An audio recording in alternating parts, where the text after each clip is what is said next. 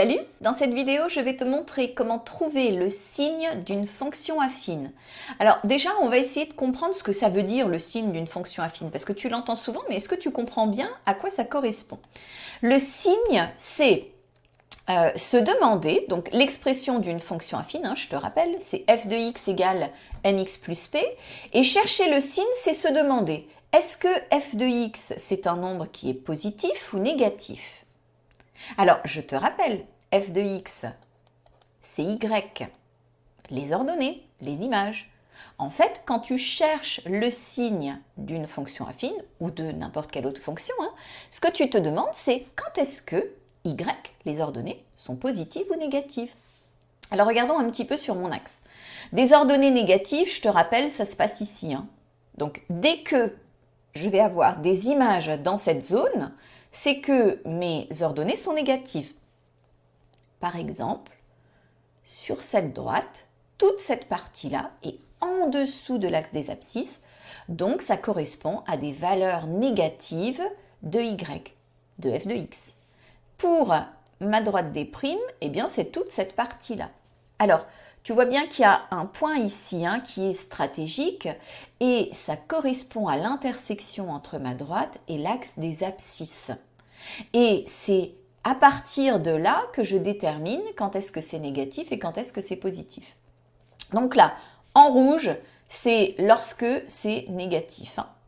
Et puis en bleu, tout ce qui est positif, c'est évidemment lorsque je suis ici sur cette partie de l'axe.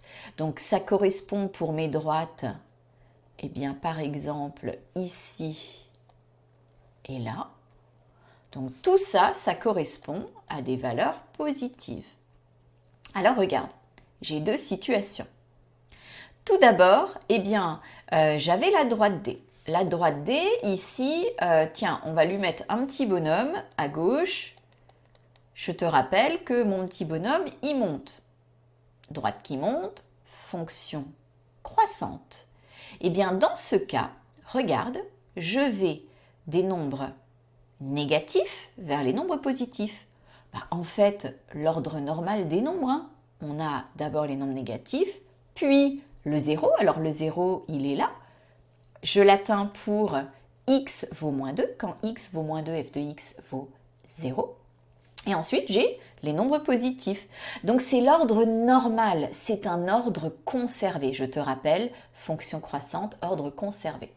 Maintenant, pour ma deuxième droite, j'ai mon petit bonhomme qui est là, il descend la droite, droite qui descend, fonction décroissante, ordre renversé. Regarde, je le retrouve là, l'ordre renversé.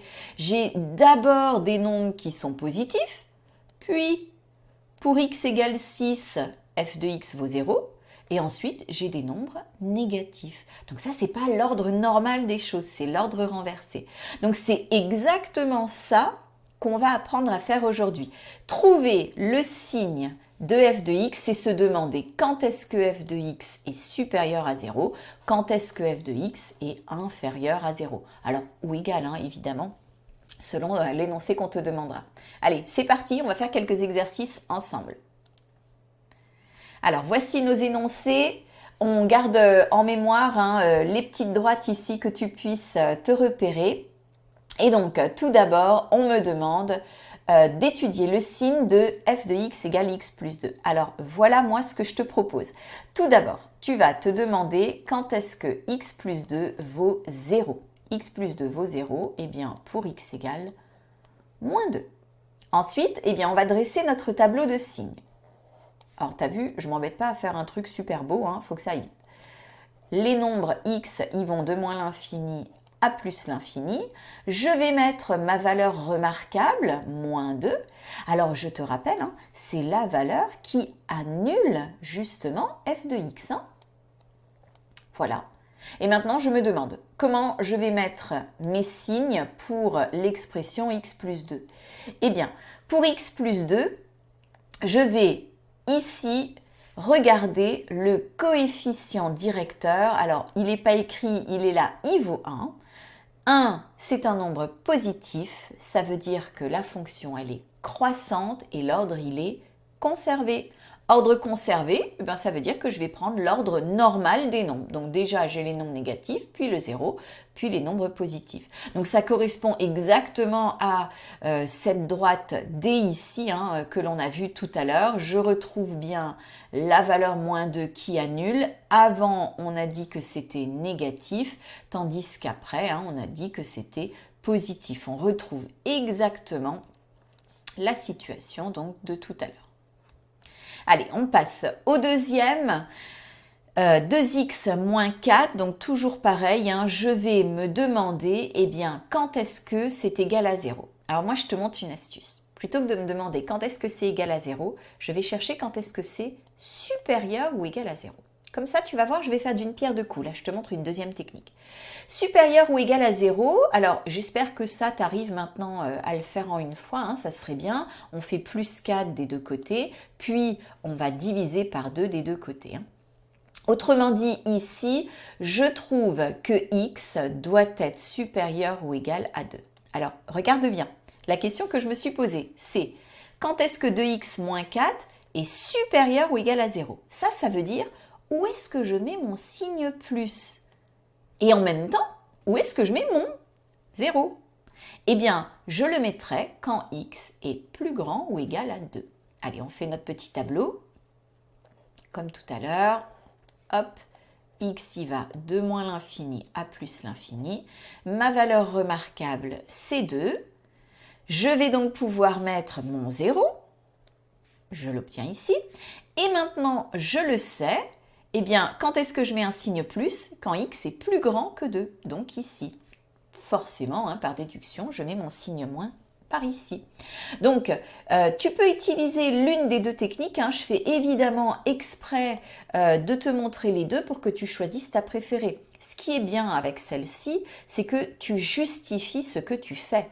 Là, tu as la preuve de la manière dont tu as rempli ton tableau. Donc, j'ai une petite préférence pour cette méthode. Alors, tu peux vérifier rapidement, hein, 2 coefficients directeurs positifs, fonction croissante, ordre conservé. Je suis bien dans l'ordre normal des nombres. Allez, on va attaquer celui-ci. Donc, toujours pareil, hein, je te montre les deux techniques. Moins 2x plus 3 est égal à 0.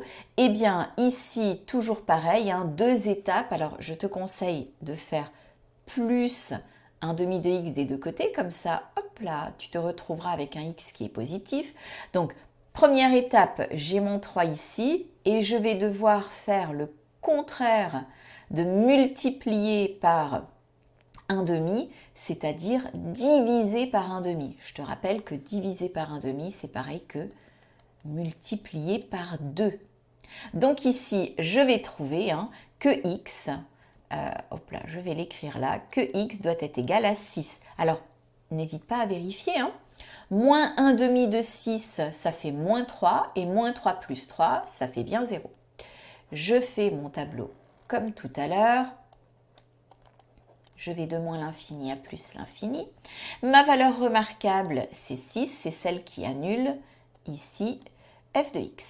Donc, moins 1 demi de x plus 3, vaut 0 pour x égale 6. Maintenant, l'ordre des signes. Eh bien, allez, je reprends la technique du coefficient directeur.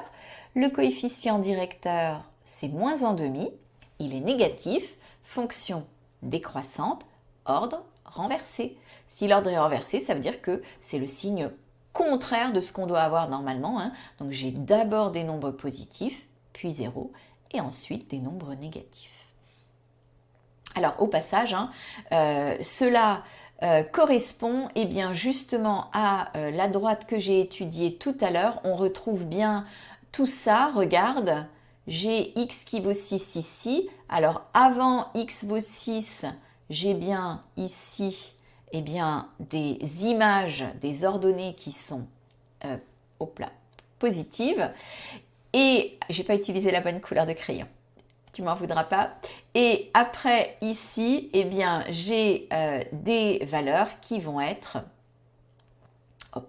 négatives. Donc, je suis bien dans l'ordre contraire des choses. Allez, on termine avec le dernier exemple, donc moins 2x moins 1, je te remonte l'autre technique et je me demande tout de suite quand est-ce que c'est supérieur ou égal à 0. Alors, allez, je vais prendre mon temps, je suis peut-être allée un peu vite tout à l'heure. Regarde la technique, moi je préfère ici faire plus 2x des deux côtés, comme ça j'ai un coefficient pour x qui est positif et j'aurai pas besoin d'utiliser la règle des signes avec ça. Et donc, je vais trouver ici que x doit être inférieur à moins 1,5. Alors regarde bien, la question que je me suis posée c'est où est-ce que je dois mettre mon signe positif? Eh bien c'est quand x est plus petit que moins 1,5. Allez, je fais mon tableau. Les valeurs de x, elles vont de moins l'infini à plus l'infini. La valeur qui annule f de x, c'est moins 1,5. Et donc, on vient de dire, les signes plus, où est-ce que je dois les mettre quand x est plus petit que moins 1,5? Donc, les signes plus, je dois les mettre ici. On retrouve bien coefficient directeur négatif, fonction décroissante, ordre renversé. Ce n'est pas l'ordre normal que l'on doit trouver pour les nombres. Ben voilà, j'ai terminé. Allez, à plus pour d'autres astuces.